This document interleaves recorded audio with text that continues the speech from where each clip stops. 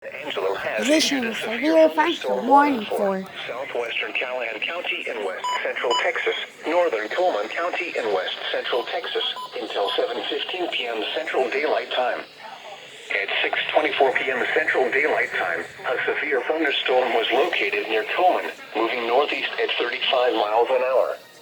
Hazard, 60 miles per hour wind gusts and half-dollar-size hail.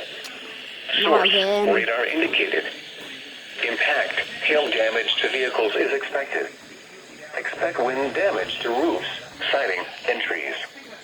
This severe thunderstorm will remain over mainly rural areas of southwestern Callahan and northern Coleman counties, including the following locations: Echo, Lake Coleman, and Horns Creek Reservoir. For your protection, move to an interior room on the lowest floor of a building.